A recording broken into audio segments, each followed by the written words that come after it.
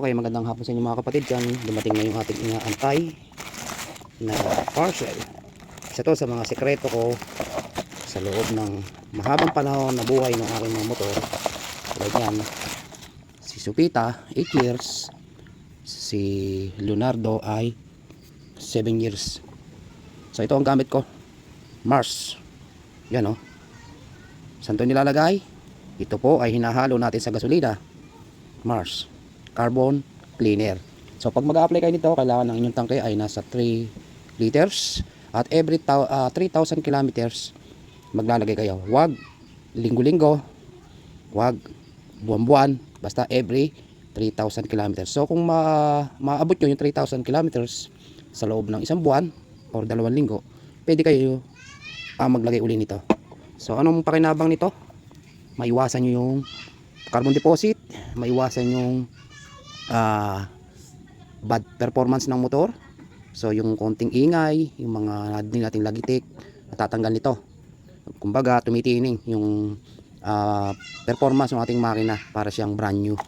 So every 3,000 kilometers naglalagay ako nito mga kapatid. Lahat yan, yan Supremo, yung Rusi 125, yung NMAX at saka yung gamit ng aking anak na Aerox.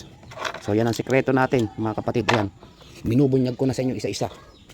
So pwedeng maniwala, pwedeng hindi. Basta ako, yung ating kaalaman, bago tayo gumawa ng mga bagay-bagay, sinasangguni ko muna sa Panginoon at para tayo ay hindi magkamali.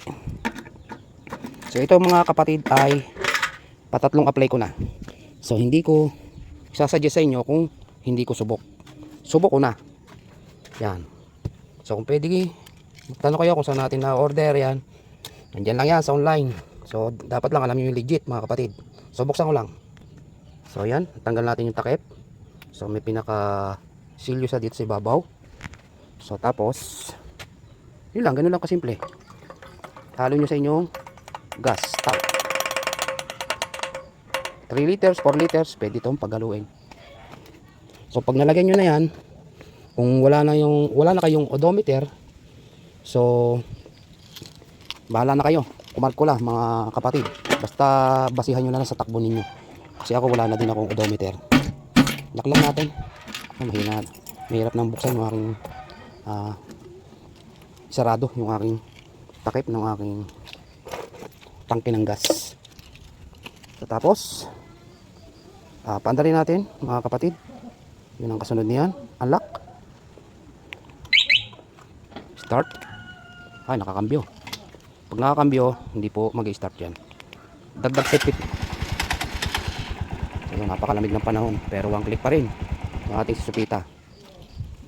So ulit natin mga kapatid. Bihira ako kasi siyang magagamit. So check na natin mga kapatid. Na may konting ano lang yun, okay na. Yun. Yun ang mga sikreto natin mga kapatid. Kaya yung ating makina napapanatili nating smooth. Never ko pa yung kahit lining, hindi ako magpapalit. Never ka magpapalit ng lining. Basta alaga mo sa langis, alaga mo yung ating in-apply ngayon na carbon, nag-aalis ng ating carbon deposit, yung ating Mars sa ating gasolina. So yun ang trabaho nun.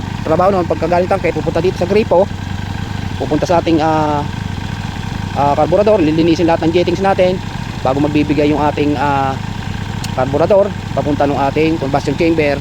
So lilinisin niya yung mga carbon deposit. At ang maganda pa dito mga kapatid ay